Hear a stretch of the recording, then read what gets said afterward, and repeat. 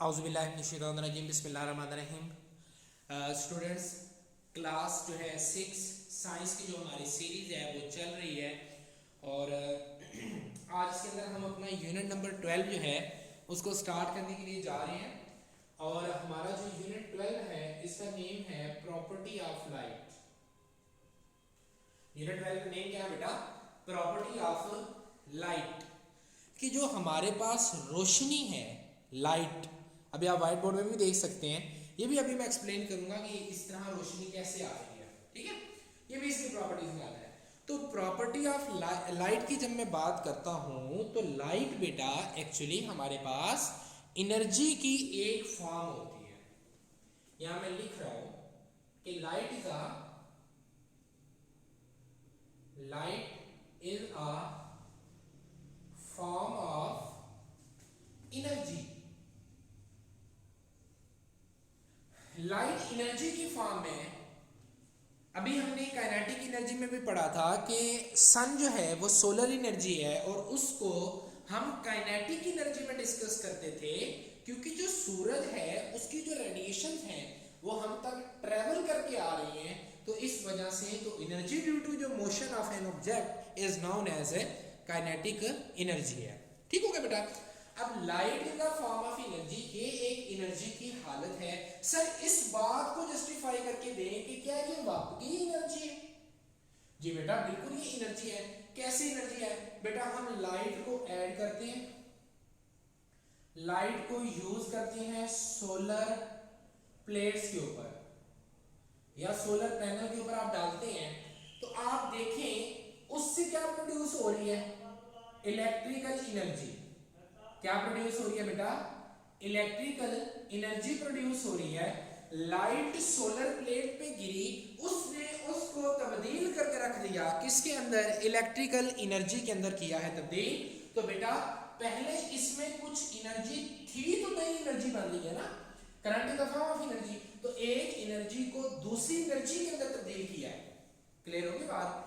एक एनर्जी की फॉर्म को दूसरी में तब्दील किया है। या हम ऐसे कह सकते हैं कि अगर एक चीज, लाइट कहां से आ रही है बेटा? Sun is a main source of light.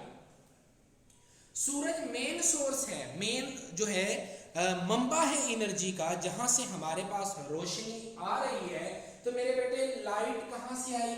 सन से आई। सन के जब आप जून जुलाई का मौसम आ रहा होता है, मंथ होता है, तो उस महीने में आप देखें कि अगर आप बाहर किसको, लोहे को रखें, लोहा गर्म हो जाता है। ठीक है, इसी तरह कोई भी चीज है, आप अपने शूज बाहर उतार दें वो गर्म हो जाएंगे, बाहर चेयर पड़ी होती है वो गर्म हो जाएगी, आपके यहाँ जो है फर्श है वो गर्म हो जाएगा। यानी कि लाइट आई कहां से? सूरज से। जब वो आपके फ्लोर पर गिरी, इधर गिरी बेटा, फ्लोर पर गिरी, आपकी जो है वो जमीन पर गिरी, लैंड पर गिरती है या चेयर के ऊपर गिरती है, तो जहां मर्जी वो गिर जाए तो बेटा वो उसको हीट अप करवाती है।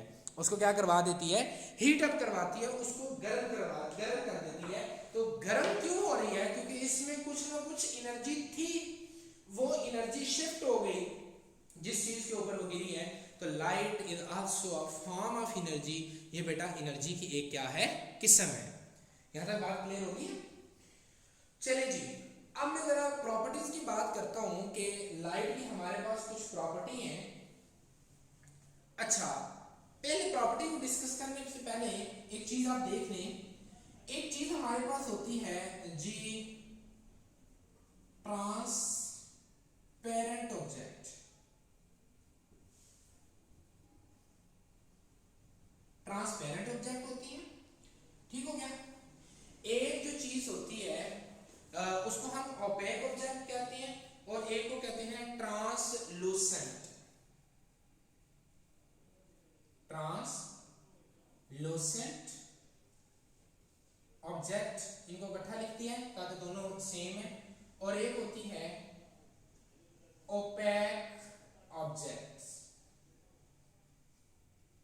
अब इनको मैं क्यों पढ़ा रहा हूं? क्योंकि मेरे सारी प्रॉपर्टी जो है वो लाइट की वो डिस्कस ही मेरे बेटे इसी पे करनी है।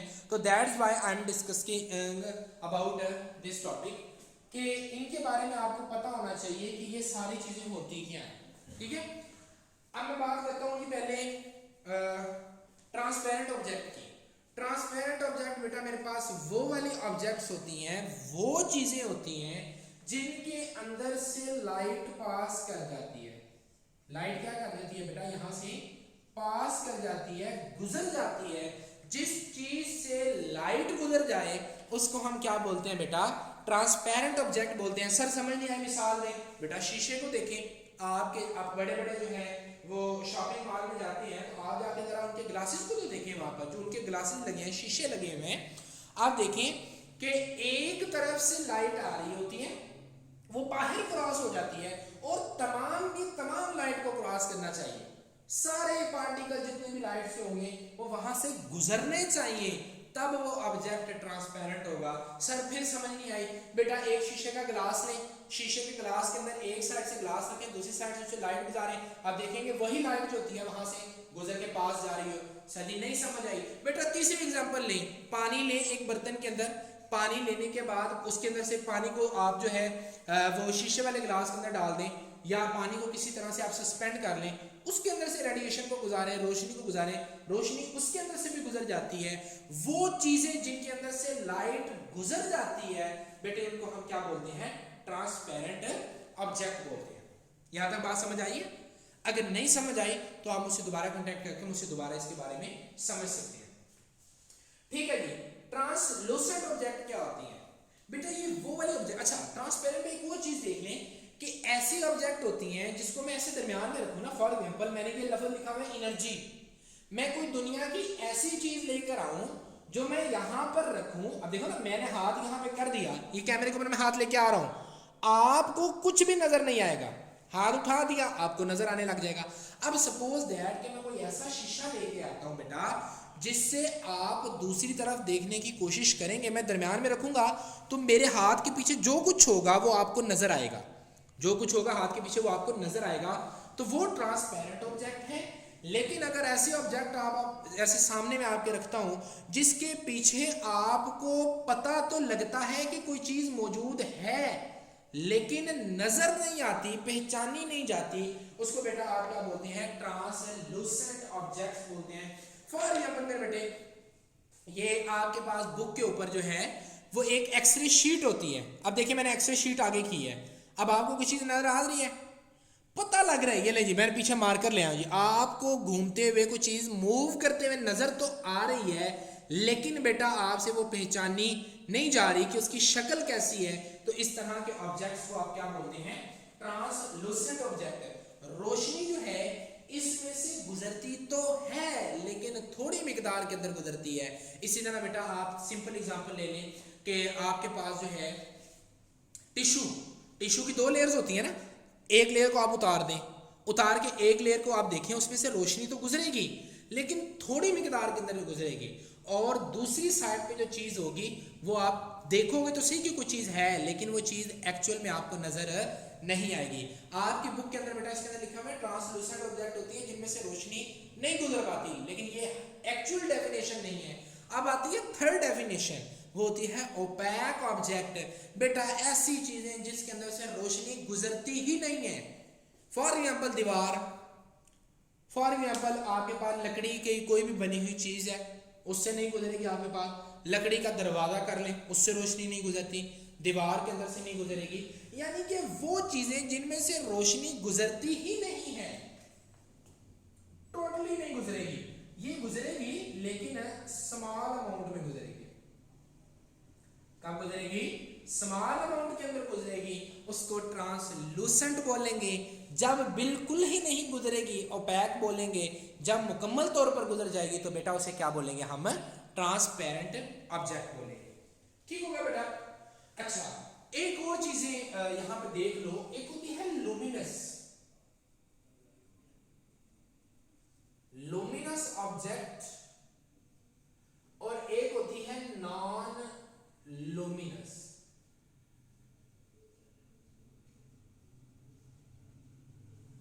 लुमिनस ऑब्जेक्ट वो होती हैं जिनकी अपनी रोशनी होती है। फॉर एग्जांपल कि यहां पे जस्ट आप टेम्परेरी यूज समझने के लिए एग्जांपल ले लें, जैसे सन है। सन क्या है, जिसकी अपनी रोशनी है। कुछ स्टार्स हैं, कुछ ऐसे हैं सितारे हैं जिनकी बेटा अपनी रोशनी पाई जाती है, वो अपनी रोशनी खुद रखते हैं, यानी कि वो कहीं से नहीं लेते। फॉर एग्जांपल कि आप यहाँ पे कोई शीशा रख दें, शीशा रखेंगे तो दूसरी साइड से आप उस पर रोशनी गुजारें तो शीशा भी चमक देगा, लेकिन वो उसकी अपनी चमक नहीं होती, वो उसकी अपनी रोशनी नहीं होती, वो कहीं और से लेके दे रहा होता है। ठीक है, जैसे आप यहाँ पे मून की बात कर रहे हैं, चांद है, चांद की अपनी रोशनी नहीं है, वो कहाँ से लेता है, सूरज से लेता है, रिफ्लेक्ट करता है, हमें रोशनी होता है। तो वो वाले ऑब्जेक्ट जिनकी अपनी रोशनी होती है उसको आप क्या बोलते हैं, लुमिनस। जबकि जिनकी अपनी रोशनी नहीं होती उनको आप क्या बोलते हैं बेटा, नॉन लुमिनस ऑब्जेक्ट बोलते हैं। फॉर एग्जांपल वुड है, फॉर एग्जांपल बेटा आपके पास यहाँ पे कर ले प्लास्टिक है, ठीक है, और इसके अंदर आप कुछ ऐसे नग होते हैं, ऐसे स्टोन्स भी पाए जाते हैं बेटा, जो ऐसे कंपाउंड लाइक फास्फोरस से मिलके बने हुए हैं, उनकी अपनी रोशनी भी मौजूद होती है। यहाँ तक बात समझ आ गई है। तो लुमिनस बेटा वो वाली चीजें जिनकी अपनी रोशनी होती है, नॉन लुमिनस वो होंगी जिनकी अपनी रोशनी नहीं होगी। यहाँ तक बात क्लियर होगी बेटा। चले जी, अब थोड़ी सी जो है ना वो बड़ों वाली बातें कर लें। ये तो थी बच्चों वाली बातें, छोटी क्लासेस की बातें थे। आज थोड़ी सी बड़ी क्लास की बात करते हैं। मैंने बेटा क्या किया कि एक यहां पर ले लिया रॉड की शीट कर ले, ग्लास शीट ले, ग्लास शीशे की बनी हुई कोई शीट ले, ग्लास शीट आ गई मेरे बेटे मेरे पास। मैंने क्या किया कि उठाई, अपने पास से टॉर्च उठाई या लेजर कर ले, लेजर को, लेजर लाइट से मैंने रोशनी की रे को यहां पर फेंका, रोशनी की रे को मैंने क्या किया, इसके ऊपर गिराया। जब बेटा मैं इसके ऊपर रोशनी को गिराऊंगा तो ये इसके अंदर से गुजर कर इस साइड में निकल आएगी। इसके अंदर से मैंने गुजारा, गुजरने के बाद उसने क्या किया बेटा, यहां से पास होगी, लेकिन अब यहां पर देखिए थोड़ा सा फर्क आएगा, ये यहां पर गिरेगी ना, लेकिन उसी सीन में नहीं जाएगी। इसकी सीन बनती है ये, थोड़ा सा एंगल में क्या हुआ, चेंज हो गई, उसने अपना थोड़ा सा जो है वो एंगल चेंज कर लिया। तो अब गुजर तो सारी लाइट गई, लाइट सारी गुजर गई, लेकिन अपना उसने थोड़ा सा पास जो है एंगल चेंज कर लिया है। जब रोशनी की रे यहां से गुजरे और मुकम्मल की मुकम्मल क्या हो जाए, वहां से पास हो जाए, सारे की सारे रेडिएशन वहां से गुजर जाए, तो बेटा इस अमल को आप कहते हैं ट्रांसमिटेड। ये आपके पास होगी ट्रांसमिटेड रे, ट्रांसमिटेड यानी कि ऐसी रेडिएशन जो गुजर गई है, निकल गई है वहां से, उसको आप क्या बोलेंगे, ट्रांसमिटेड बोलेंगे। क्लियर है याद है बात। चले जी, अगर बेटा मैं क्या करता कि यहां पर उसकी जगह मैं शीशा रख लेता, इसको मैं थोड़ा सा नीचे ड्रा करता हूं। फॉर एग्जाम्पल मैंने शीशा रख लिया, शीशे में मिरर रखा, मिरर जिसमें आप अपनी शक्ल को देखते हैं, वो वाला मिरर रखा। तो बेटा जरा गौर करनी है कि आपने कभी ये छोटे होते खेला होगा जी, शीशा धूप में लेके जाएं तो उसको ऐसे सूरज की तरफ करें और थोड़ा सा उसका एंगल चेंज करें ना, तो शीशे की बनावट का इमेज दीवार पे पड़ता है। अब होता क्या है कि सूरज से रेडिएशन आती है, जिस एंगल पे गिरती है वो वहां से गुजरने के बाद दूसरी साइड पे निकल जाती है, और वो सारे का सारा रास्ता वहां पे बना देती है। जो वो सर्कल होगा, अगर आपका जो शीशा है वो सर्कुलर फॉर्म में होगा तो इमेज पैटर्न किधर बनेगा, सर्कुलर फॉर्म में। अगर वो क्यूबिक में है, रेक्टेंगुलर में है, स्फेरिकल या कोई भी शक्ल है उसकी, तो वो उसी शक्ल का क्या बनेगा, वहां पर इमेज बनेगा। क्यों, क्योंकि बेटा रेडिएशन आई, ये मैंने सपोज मैंने कहा ये आपके पास सरफेस है, सूरज से रेडिएशन आई, किस पे टकराई, शीशे पे टकराई, टकराने के बाद यहां से आगे उसने रिफ्लेक्ट होना है। जब मेरे बेटे यहां से वो रिफ्लेक्ट होगी तो कुछ इस अंदाज से हो जाएगी। रेडिएशन आई, शीशे के साथ टकराई, टकरा के बाद में उस साइड में निकल गई, इस अमल को बोलते हैं बेटा रिफ्रैक्शन, रिफ्लेक्शन। ठीक हो गया, रिफ्लेक्ट हो गई लाइट, क्या हो गई बेटा, रिफ्लेक्ट हो गई। अच्छा अब देखिए, ये थी आपके पास कमिंग रेज,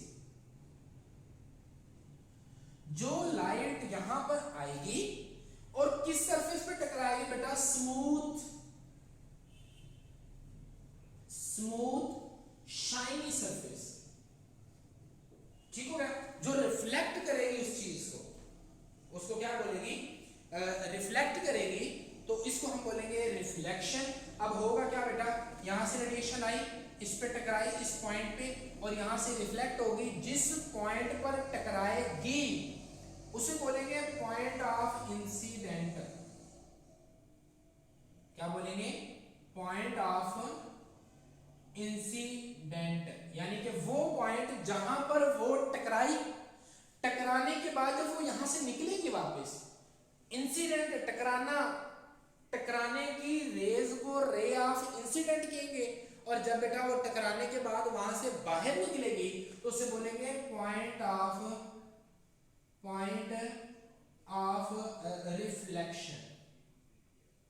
वो पॉइंट जहां से वो क्या होगी, रिफ्लेक्ट होगी, और जो रे रिफ्लेक्ट होगी उसको आप बेटा क्या बोलेंगे, रिफ्लेक्टेड वे बोलेंगे, ठीक हो गया। चलें जी, एक बात और कि आप जरा यहां पे जो है ना लाइन ड्रा करें, ये सरफेस है, सरफेस के ऊपर रे टकराई, टकराने के बाद रिफ्लेक्ट होगी, और इसके ऊपर एक मैंने जो है वो परपेंडिकुलर जो है एक रे डाली अपनी तरफ से इमेजिनरी, कि ये रे है, ये अपना सरफेस है, इसके ऊपर बेटा मैंने क्या किया कि ये सरफेस, इसके ऊपर मैंने ड्रा की ऊपर लाइन, ये लाइन ड्रा होगी, ठीक हो गया। अब देखें सरफेस के साथ इसका एंगल क्या है, 90, कौन सा एंगल है, 90 का एंगल बना रही है, 90 का एंगल बना रही है, ये मैंने हाइपोथेटिकली अपनी तरफ से बनाई, यहां से रे आई, टकराई, उधर निकल गई, और ये मैंने उस पर क्या किया बेटा, 90 की कोई एक जो है वो अपनी तरफ से लाइन ड्रॉ की, इसको हम बोलेंगे नॉर्मल, क्या बोलेंगे, नॉर्मल बोलेंगे। आपने पढ़ा हुआ है बेटा, आपने न्यूटन का लॉ सुना हुआ है, वो आप आगे भी जाके पढ़ेंगे कि कोई चीज अगर जिस स्पीड से टकराती है, action and reaction are equal, आपको कोई थप्पड़ मारता है, आपको कोई थप्पड़ मारेगा आपके बराबर का, आप उठ के एक चमाटा लगा देंगे, आप कहेंगे आपने जो मेरे साथ तरीका किया मैंने भी वो किया। आपके साथ कोई प्यार से बात करेगा, आप इसका जवाब प्यार से देंगे, आपको कोई जो है वो डांटेगा, आप भी आगे से गुस्सा करेंगे, कोई गुस्सा करेगा गुस्सा करेंगे, कोई हंसेगा आप भी हंसेंगे, कोई आपसे प्यार करेगा आप भी उसके साथ क्या करेंगे, प्यार करेंगे। ऐसे ही है, जैसा एक्शन हुआ वैसा ही आप आगे से रिएक्शन दे रहे हैं, वैसे ही आप क्या दे रहे हैं, रिएक्शन दे रहे हैं। तो बेटा यही इसका असूल है कि जैसे आके गिरेगी, जिस एंगल पे गिरेगी, जिस एंगल पे गिरेगी, जब वो रिफ्लेक्ट होगी तो उसी एंगल के साथ रिफ्लेक्ट हो जाएगी। फॉर एग्जाम्पल कि आप क्या दें कि इसका angle, let's say for example मैं कह रहा हूं 60 डिग्री पे आगे टकरा रही है, बल्कि यहां के साथ, ये मैं नॉर्मल ड्रा करी है ना, नॉर्मल के साथ फॉर एग्जाम्पल इसका जो एंगल बन रहा है वो मैं कहता हूं let's say for example 30 degree बन रहा है, 30 डिग्री का एंगल है। इंसिडेंट का, रे आने का जो एंगल है वो कितना बन रहा है, नॉर्मल के साथ 30 डिग्री का है, तो ये जब रिफ्लेक्ट होगी तो रिफ्लेक्ट वाली का भी एंगल कितना बनेगा, 30 डिग्री बनेगा। दिस इज अ रूल, ये लॉ है ऑफ रिफ्लेक्शन। वो कहता है कि जिस एंगल के साथ आके गिरेगी उसी एंगल के साथ वो क्या करेगी, वहां से रिफ्लेक्ट करेगी, क्या करेगी वहां से बेटा, रिफ्लेक्ट करेगी। अगर वो उस एंगल के साथ रिफ्लेक्ट नहीं करेगी तो आपकी वहां पे क्या नहीं होगी, रिफ्लेक्शन नहीं होगी। यहां तक बात समझ आ रही बेटा। चलेंगे, एक तो है लॉ ये, दूसरा लॉ कहते हैं angle of incident and angle of reflection are equal. Angle of incident और रिफ्लेक्शन जो होते हैं एक दूसरे के क्या हो जाएंगे, इक्वल होंगे, और आपका इनका प्लेन भी सेम होना चाहिए। दूसरा रूल क्या कहता है, इनका प्लेन सेम होना चाहिए। फॉर एग्जांपल ये यहां से आई, इन द प्लेन है तो इन द प्लेन ही बाहर निकलेगी, अगर इस डायरेक्शन से आएगी तो इस डायरेक्शन से बाहर निकलेगी। ऐसा नहीं है कि फॉर एग्जांपल कि मैंने ये इधर से इंसर्ट कर दिया वो यहां से निकल जाए, तो ये रिफ्लेक्शन नहीं होगी। तो उनका प्लेन सेम होना चाहिए। प्लेन से मुराद है कि आप एक को देखते हैं तो दूसरी जो बैक साइड है वो भी हमें उसकी नजर आनी चाहिए, वो उसके पीछे छुप जाए, पहले के पीछे छुप जाए। यानी कि ये है, आप जरा मेरी उंगलियों को देखें, ये उंगली आपको नजर आ रही है लेकिन पीछे वाली उंगली नजर नहीं आ रही यहाँ पे, एक उंगली नजर आ रही, पीछे वाली नजर नहीं आ रही, क्योंकि दोनों उंगलियां प्लेन में है। अब ये क्या है, दोनों इस साइड से प्लेन में है और इस साइड से भी क्या है, प्लेन में है। आउट ऑफ प्लेन क्या होता है, ये मेरा हाथ है, सारी उंगलियां एक प्लेन में, ये मैंने मार्कर अटका दिया, मार्कर आउट ऑफ प्लेन है, जबकि ये क्या है, इन द प्लेन है। वो कहते हैं कि जब रेडिएशन आएंगी तो इन द प्लेन होंगी, आउट ऑफ प्लेन नहीं होगी। यहां तक बेटा समझ आ गई है बात की। तो यही तक आज का हमारा टॉपिक था। और हाँ, चलते चलते एक बात बता दूं बेटा कि जो ब्लैक ऑब्जेक्ट्स होती हैं, जो क्या होती हैं, ब्लैक बॉडीज होती हैं, यहां पे मैं लिख देता हूं ब्लैक बॉडीज। आप ना दो चीजें ले, एक ले लें ब्लैक रंग में, एक ले लें व्हाइट में, दोनों को धूप में रख दें। आप जब आप चेक करेंगे ना, तो जो आपके पास व्हाइट बॉडी होगी वो कम गर्म होगी, जबकि जो ब्लैक बॉडी होगी वो क्या होगी, ज्यादा गर्म होगी। तो बेटा उसकी वजह ये होती है कि जो आपके पास ब्लैक बॉडी होती है ये एब्जॉर्ब करती है, क्या एब्जॉर्ब कर लेती है, ऑल वेवलेंथ, हर वेवलेंथ की लाइट को एब्जॉर्ब कर लेती है, हर वेवलेंथ को क्या करती है, एब्जॉर्ब कर लेती है। बेटा जितनी वेवलेंथ ज्यादा होगी उतनी एनर्जी ज्यादा होगी, तो इसी वजह से वो क्या हो जाएगी, ज्यादा जल्दी गर्म हो जाएगी। जबकि जो व्हाइट लाइट होती है वो क्या करती है, उसको एब्जॉर्ब नहीं करती, इसलिए वो इतनी जल्दी इतना ज्यादा गर्म नहीं होती। यहाँ बात समझ आ गई बेटा। चलिए जी, अब मैं जरा यहाँ पे कुछ शॉर्ट क्वेश्चन आपके लिए लिखता हूँ और उसके बाद आप जो है उन शॉर्ट क्वेश्चन को अपनी नोटबुक पे जो है उतारेंगे और उन शॉर्ट क्वेश्चन को याद कर लेंगे। क्लियर हो गया बेटा बात? जी बेटा, पहले दो क्वेश्चन जो हैं आपकी वो ये सामने लिख लिए मैंने, ठीक है, आप इसको जरा देख लें, इसको लिख लें। बाकी जो है जो रिमेनिंग क्वेश्चन हैं वो भी मैं आपके साथ जो है वो शेयर कर देता हूँ अभी। जी तो बेटा जो नेक्स्ट जो दो क्वेश्चंस हैं वो आपके सामने मैंने डिस्प्ले कर दिए हैं। आप जो है इनको अपनी नोटबुक के ऊपर जो है बेटा वो लिखें, इनको याद करें बड़े अच्छे तरीके से, क्योंकि याद जो है वो बहुत ज़रूरी है। हमने अभी जो है उसका एग्ज़ाम भी लेना है। अपने पेरेंट्स का बेटा बहुत ज़्यादा ख्याल रखें, नमाज की अदायगी जो है वो लाजमी करें। अल्लाह हाफिज़।